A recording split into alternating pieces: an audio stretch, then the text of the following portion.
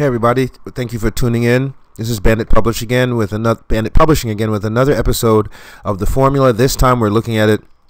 The application is a summer camp, sort of a Shark Tank simulation for entrepreneurship. The category being eSTEM, where the E stands for entrepreneurship, obviously, and STEM stands for science, technology, engineering, and math. So the goal is to create and innovate new tech using traditional engineering tools, and then basically calculating how fast your company is going to create capital. And it's really exciting for the kids. We can do a whole lot of cool things we're going to look at right now, from writing business plans to playing golf to writing television commercials. Those are some of the activities. Please like the subscribe button, because we're going to be releasing lesson plans in this sort of a explainer video format that you can use, and you don't have to necessarily, you just put these YouTube videos on and you and the kids can watch them, and then you go and do what you do, whatever the lesson dictates, whether it's a commercial or whatever.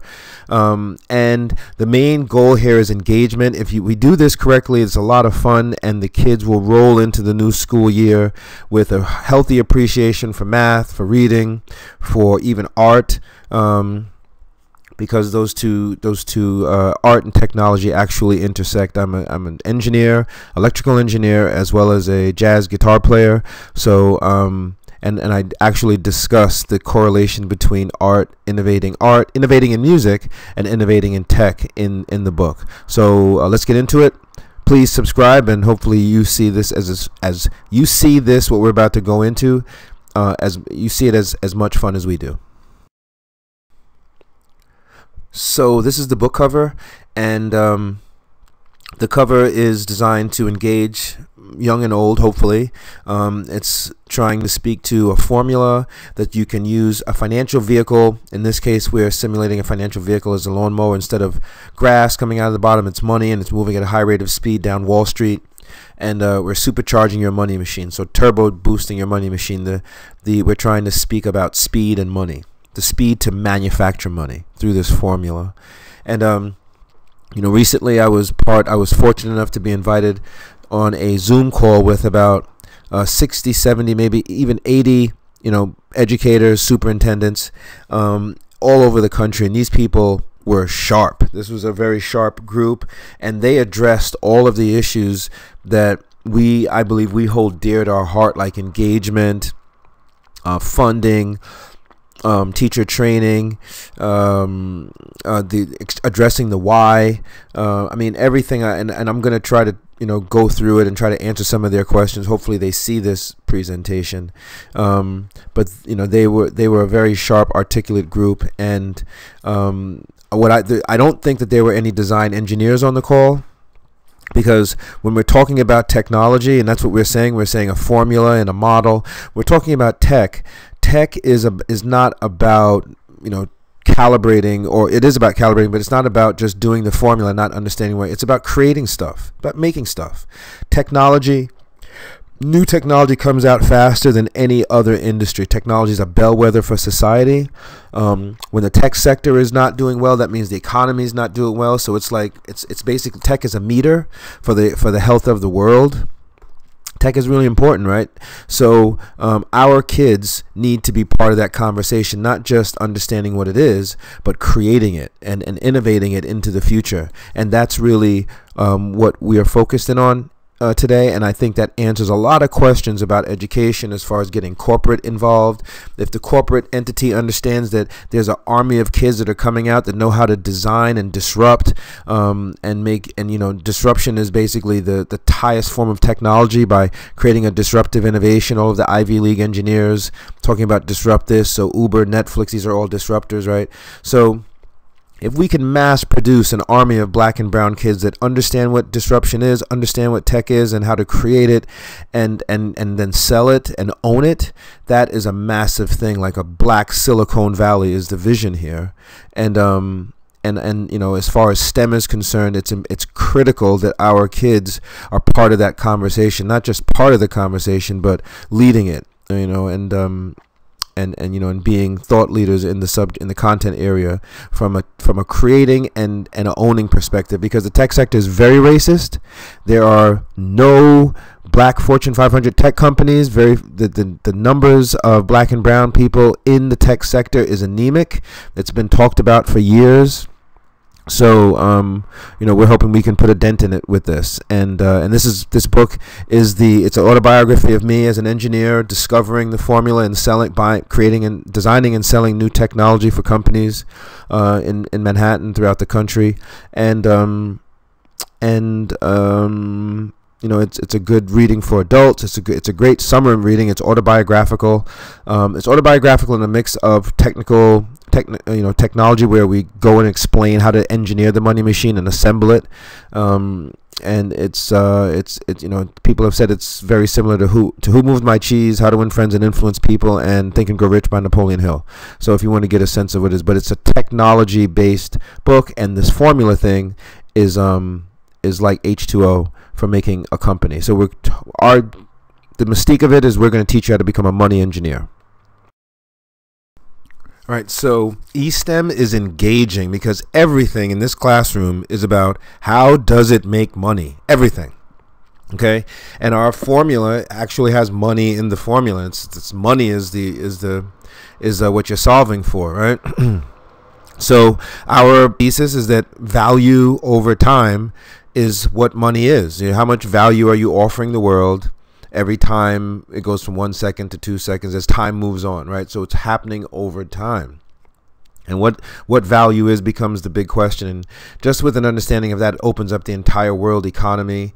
The kids can start identifying, discovering value, creating it, and then selling it.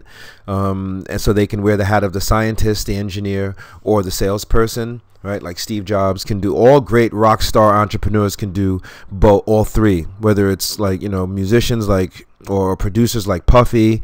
I hope everybody still knows who he is, or Jay-Z discovering Rihanna, like a scientific discovery. Or Rihanna reinvented herself when she went good girl, gone bad. The technology does that. They reinvent the iPhone 13, iPhone 14 revisions. It's the same thing. So the kids learn that, and then they can just go crazy in any industry they want. But this is the main thing, like everything in the class, how does it make us money? And the kids love that, because you look on Instagram right now, everybody's calling themselves an entrepreneur. So this is right in line with what they want. If the kids are raring and eager to go, you can teach them anything for as long as you want, and you can get them to behave exactly the way you want as well. All right, so it's really simple. We're just mixing entrepreneurship and STEM.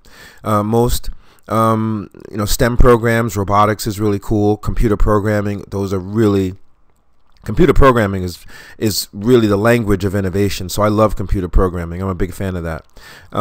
Robotics, and there's all kind of different STEM disciplines, and biomedical, and everybody's going crazy now with STEM and just turning STEM labs into reality into their schools, which is awesome. But technology and STEM, especially the word technology, is about innovation. So the highest form of technological thinking is in your ability to create new tech. And that's where we're going. All right. So we're mixing the scientist and the engineer and the salesperson in one super rock star entrepreneur. And with black and brown kids, it's a very popular. We've been doing this now for 14 years. We've been sort of pioneering it, and it's never not worked. The kids always love it. Their parents always love it. Their parents start helping them with their business plans, and we have a business plan contest. The parents will get on the calls and the Zoom calls and be like, okay, we're winning this thing. So it's really dope. All right.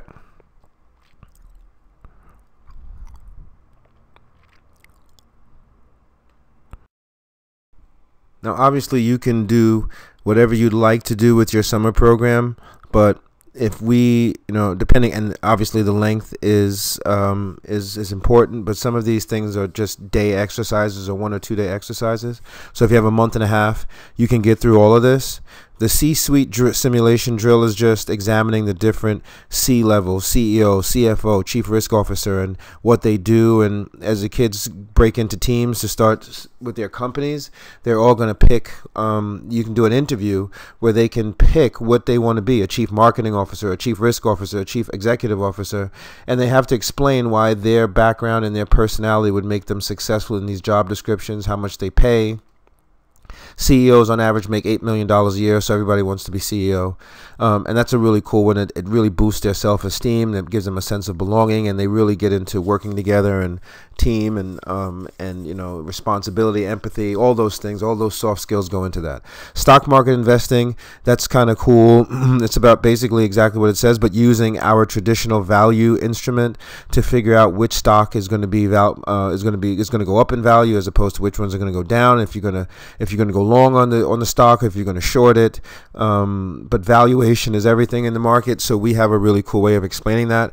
Golf outings, because in these deals, when you go get a venture capitalist to give you money, they're not going to necessarily do it in the office. They're going to take you for a day of golf, and they're going to give you. So if you want to be shopping for new money for your company and you're out there meeting with different venture capitalists and angel investors, you have to have your golf clubs ready to hit out to any golf course wherever in the country, and you have to be able to play, because you're going to be out there playing 20 holes with them all day, driving around, having dinner after that. So it's all about relationships and getting to know people over time. Product innovation contest, like basically that's just a think tank where the kids use our proprietary logic statement, sort of like an engineering logic statement, not sort of exactly like that for computer programming, but a nursery rhyme so that they can innovate, they can come up with new ideas for new products, they can take all of some major inventors like black inventors and reverse engineer what they created, and then start understanding how they were thinking when they made up their new innovation. The hot comb, this monkey wrench, the gas mask, open heart surgery, so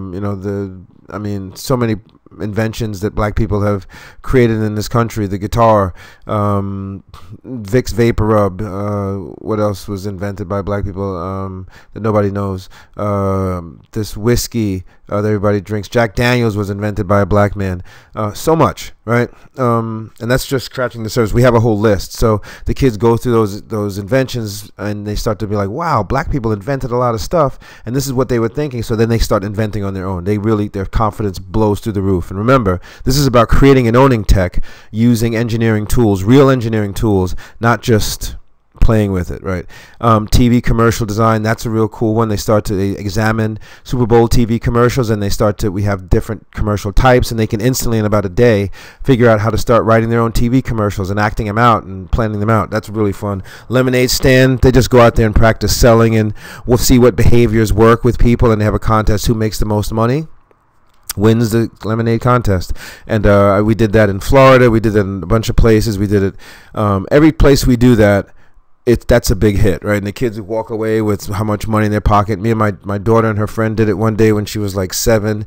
In about 2 hours, they made like $60 between them. They were very happy. Crowdfunding is just going out and getting on social media and seeing if you can come up with an idea, film yourself as a team, and see if people will give you money. Guerrilla marketing, Shark Tank simulations, viral marketing contesting, if your commercial can go viral, and then a business plan competition. And we did this at one day. We did a summer camp for Hofstra University one time with about 150 kids. I taught the class myself, and by the end of the class, the kids were cheering like they were in a football game. And that's actually on my YouTube channel. You can see that. There's a link I'm going to leave in some of the slides. You click on it, you'll see the kids talking about their disruptive innovations and why they are, and they're just like acting wild, because all of them did it from elementary all the way to high school. They'd all come up with innovative ideas and disruptors, but we only had time to let the seniors present. But they were in the stands, as you'll see, and they were very excited, because in their mind, some of them were like, my inventions is better than the seniors, so why am I not up there? So their self-esteem was through the roof. And these are all academic. They're a lot of fun, and the kids will come back to school just blazing saddles. So these are just some of the additional 21st century competencies that are going to come out of the students being exposed to this program. I'd like to just focus in on, social and emotional literacy is important. Emotional intelligence is very important.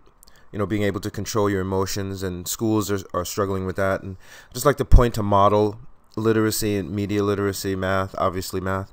The model literacy is really cool because it's as much of an etiquette class as it is an engineering class. We talk about the difference between model behavior and at-risk behavior, and what that is, and how different behavioral models, violent behavioral models, can sell certain products while other products are best sold with different behavior. So the students can kind of decipher that if they're in the entertainment industry or if they're in rap music or whatever, I mean, you're not supposed to die be getting killed from music. That's just dysfunctional. Music is supposed to be the opposite. It's supposed to help us all, but a lot of times great artists, their art kills them. But the point we're trying to make here is that being able to decipher which behaviors sell different products will give the kids more latitude to say, you know what, I don't have to behave that way. I can try to behave this way because I'm selling a product that's not risky to my life, and the kids get so they can understand the tricks that the media is playing on them. Model literacy is important in every aspect of engineering and science. It's, models, basically everything is about a model and then a mathematical interpretation of how the model behaves so that you can eliminate risk, right? But, some kids believe that risk is cool and they live with risk because it's built into the DNA of who they are and their whole sex appeal, whatever. So if they can understand this, then they can break out of certain behaviors and say, you know what, I choose not to, because they understand what is happening to them. Right now they don't, and until you disclose the big secret of how everything is models. I mean, that's how everything is behavioral models, social models. I mean, there's just so many of them that we follow and use to dictate how we behave and the choices we make. If the kids can understand their choices, then they're really dangerous people. And all of these literacies, I don't want to talk it to death, but all these literacies have been proven to increase grade point averages, especially emotional intelligence, because that's going to allow you to work with others and build teams. And in school, you do your test on your own. In life, you do your test as a team. So you can't do that if you're socially and emotionally out of control. See, these are the engineering instruments that the kids use. These are proprietary. We invented them, so to speak. And one thing I want to say is this program is like engineering, but it's disguised. It's not like biomedical or chemical. It's just using engineering approach to engineering a company, like engineering a toaster or engineering a microwave or electrical car. We're just using the style of essentially electrical engineering is where I learned most of this, to design the model. So the model, you can almost think of those arrows as wires connecting an electrical circuit. Wow, I never said that before, but that's actually how you can think of it. And the formula's in the middle. The logic statement is very much like a computer programming sort of a thing. And that's how people innovate, that thought process. It's very cool. And then the unit of measure of value for financial literacy. I mean, all of these instruments, you can mix and match them, and you can do a lot of cool things like create a unicorn, which is the top of the food chain, or disruptive innovation, which is used by the logic statement.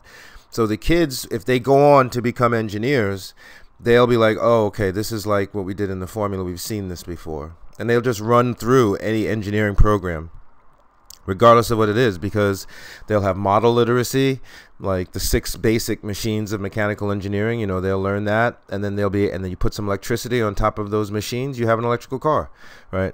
So they can start learning to make stuff quickly and understanding how to apply these things. And if they do that, they're just on top. That's academically, that's the top of everything.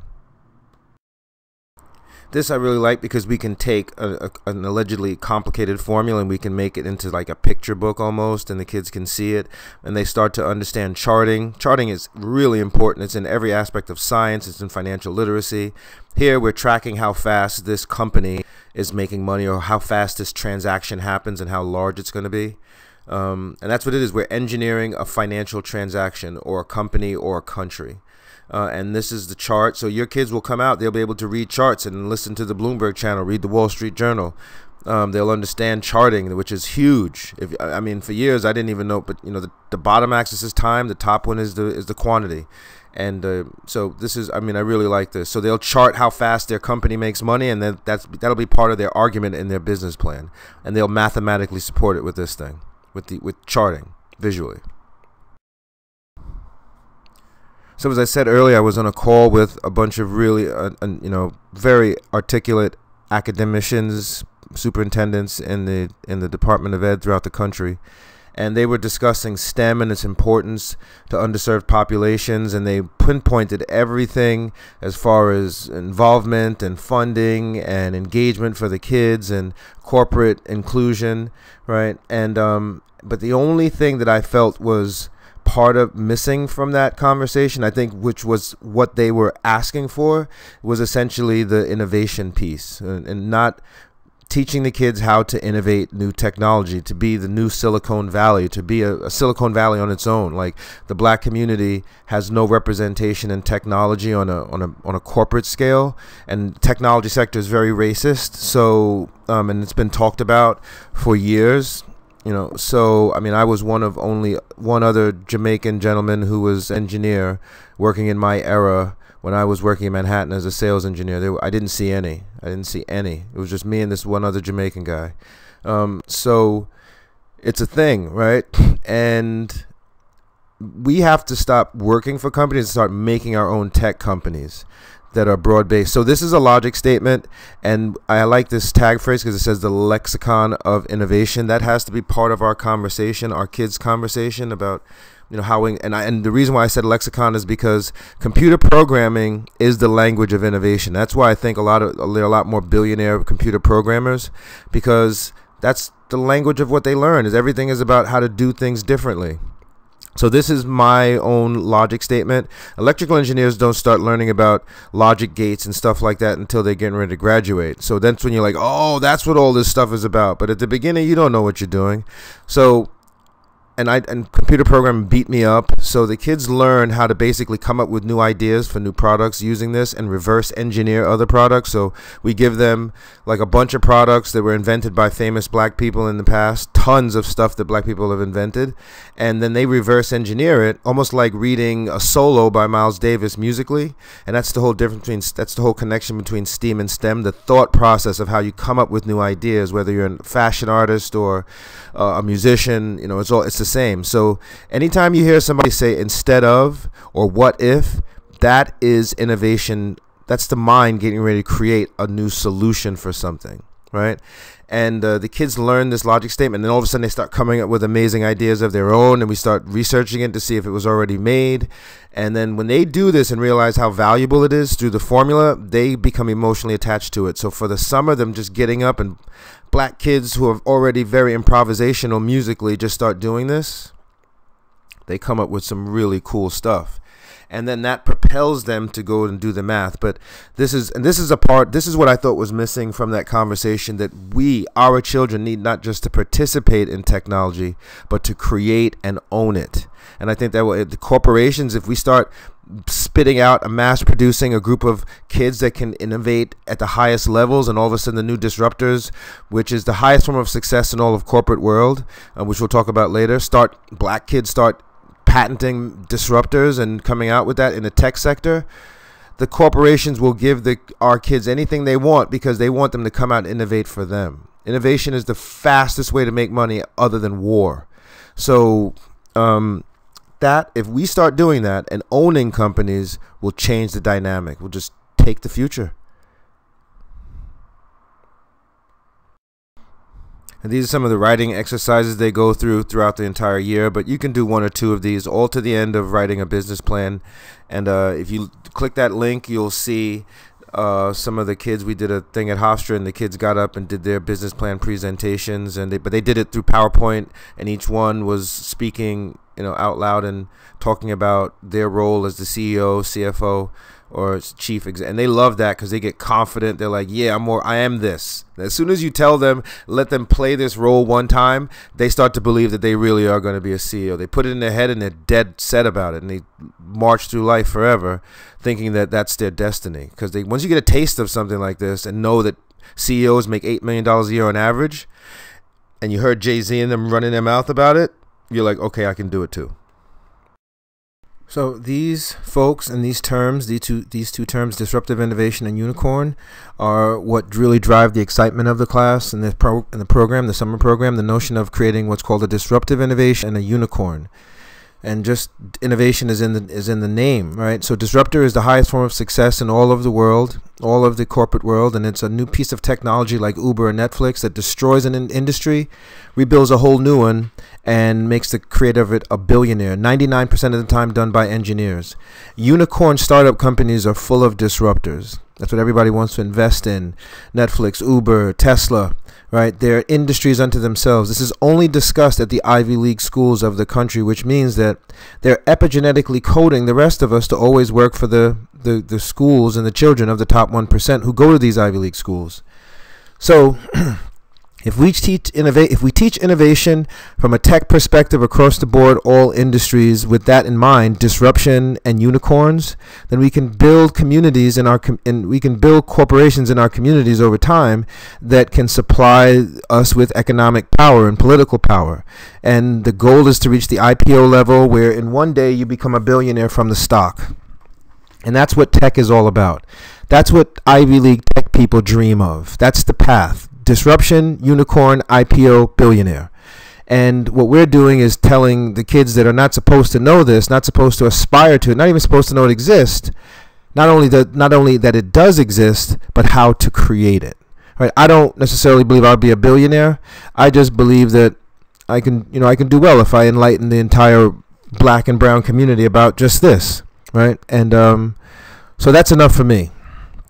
But I don't have to be a billionaire to feel, comfortable. So if everybody's like, well, do you know how to do this? And I don't think I'll be a billionaire, but I think I'll do okay, and I'll find great joy in seeing that I actually struck a blow against the place that has imprisoned us and put us back, hopefully, on the top in the future when I'm no longer here. So I think that's catastrophic if the black community now starts to focus in on that and understands it, can read about it, can look out for it, can invest in it, can create it. Then we can take the future. I really like that term. We can use technological innovation to take the future and then steer it to our greater good, or the greater good of the world. And that would be an amazing thing. This is the ultimate prize when the kids write a business plan for a new product, new innovation. There's a company called Paradigm Challenge. It happens out in Los Angeles. They give kids up to $100,000 to start their own companies. And I found that, black people are participating in this and winning, because that's what we do. Everybody wins, but, we can participate and at the highest levels. So, and this is amazing. So the kids get money, and right now it's very in style to go to college, and as you come in, you start working on your company, so that when you graduate, you don't even have to go get a job. You just come out and you start your own company with everything you learned in school. That's very in vogue right now. And then with the crowdfunding applications where you can just raise money online, and right now everybody's quitting their jobs. This is the great layoff, or whatever, the great resignation is what we're currently in. Entrepreneurship is is a hot topic. So this is a really cool thing and I believe that any kid that goes through the formula, if the school actually takes it serious, I believe that many of the kids will win lots of money. It's almost like just going around and participating in business plan competitions and winning all the money. Your product is patented. Nobody can steal it from you. So that's just open money right there that the kids can participate, almost like a team in a school. This slide just shows the modules of the program.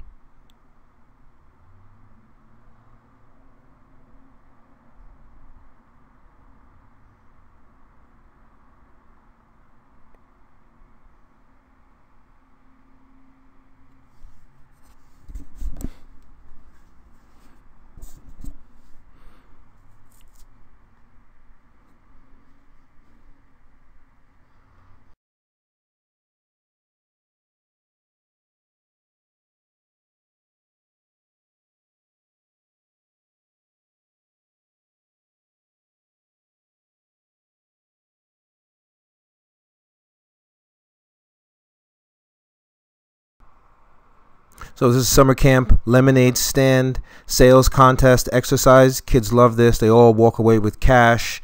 Parents get involved, and they can do this. They can do car wash, anything to raise money to get people to understand what people will how people will take money out of their pockets and vote for something, how you need to behave, how you need to be organized, how you need to be able to speak and explain your value of what you're offering to these folks. These are great exercises, social and emotional learning. What behaviors do people vote for with their money? If you're going to act, you can sell. If you want to be violent, you can go sell rap music and maybe some athletic stuff. But if you want to sell all the other products that are out in the world, you have to use emotional intelligence and empathy, and and different behaviors that are not necessarily exercised in our communities readily. So as far as behavioral models are concerned, and engagement, this is really good because it's almost like an entrepreneurial etiquette class. So when it comes to the stock market and investment and understanding the difference between an asset and a liability and selling yourself, value add, value proposition, add value, I just said that, fair market value, valuation in the stock market, it's all based on these 4 images. This is like probably the most powerful instrument and quantity of measure that we have in the program. Everything is pivoted, everything is based on this, the value matrix. And this makes your money machine, as we call it in the program. The kids are building a money machine or a financial vehicle. This makes it go fast or slow. So this is the basis of understanding if companies are supposed to create and sell value, and based on the amount of value that they provide the world and how quickly they do it is how fast their stock rises or falls, earnings, then understanding academically what value is critically important to understanding which stock to choose. All right, and understanding how to, betting stocks are going to go up or they're going to go down. You short the market. You can use logic as well, and then you can start being a hedge fund manager and calls and puts and alarms when to exit the stock. If it goes below a certain threshold, you can get out. All that stuff pivots off of this, and to my knowledge, we're the only program on the market that discusses this. And the only reason I learned it was because the corporations, the tech companies that I worked for, they trained us on it. This is what we use to close deals. The old adage is that you're supposed to get them sick and then cure them with your value. That's the essence of sales. And then this is how you create business models. This is our proprietary model. That's the formula next to it. So this model is just just looking at how Icy Hot worked with Shaquille O'Neal in an endorsement capacity to increase the speed of how their money machine is going to act. And depending on the value, you see the value in front of the variables in the formula to the right hand corner. Depending on the little v dictates how fast this wheel spins around and produces money. And this is the mentality of the kids. So value is everything. Value is you can almost associate value with speed. Oh, well, speed to make money, that is. You can take the kids to play golf. They really love this. Take them out on a really nice golf course, because most of the deals in entrepreneurship, when you go out and try to shop for crowdfunding or for funding for an angel investor, these deals take place on the golf course, where you can spend a lot of time and develop a relationship with the person who's going to be lending you the first round of funding for your new innovation to take you public. So once the kids understand this product, I mean, they just love it. And it's soon becoming a graduation requirement for some schools. That's how important it is. So here are some links. You can go out and watch kids performing using the formula in classroom settings or in auditorium settings, and you can see how engaged they are for yourself. The proof is in the pudding. I can explain and say it's amazing all you want, but if you understand it academically and then the kids are explaining it on the same level as an adult, then we can almost, with a certain amount of certainty, ascertain that it is actually state of the art, and it's relatable and engaging. It's pointing us in the right direction to be on the top as far as technological innovation is concerned, and owning it. So I enjoy. Okay, so as quickly as we possibly could get through the financial literacy part, that was a quick look at it, sort of trying to explain how we differentiate ourselves. Our main differentiator is that we are giving your students everything that you would require them to know from a financial literacy perspective, but we're giving it to them from a vantage point or viewpoint of the C-level, the C-suite. The C-suite is the people who make the company, right? Who make and manage the company, the CEO. The CEOs on average get paid $8 million a year on average. And when their companies goes public, they can sometimes cash out with hundreds of millions of dollars, right? That's incredibly exciting to students in this day and time that are, going crazy because they want to become entrepreneurs. Financial literacy is just the tip of the iceberg. It's very important. And a lot of times financial literacy is taught as sort of like being a bookkeeper. But the goal of financial is to make, being financial literate is to be financially stronger, to make more money, to have more money at your disposal at the end. I mean, that's the game. So our mission is to help the students manufacture money by either making their company go faster and making lots more money, or investing their money in other companies and then growing their money, right? Like, so that's our take. That's how we engage the kids. That's how we excite them, and we give them what we believe is a much stronger financial literacy position than just the run-of-the-mill balancing a checkbook. My name is Bintel Powell. I'm the CEO of Bandit Publishing, and this is my contact number. If you have questions, please give me a call. Would love to talk to you and answer, and we can go into this in a more granular and detailed fashion. God bless. Enjoy. Have a great day.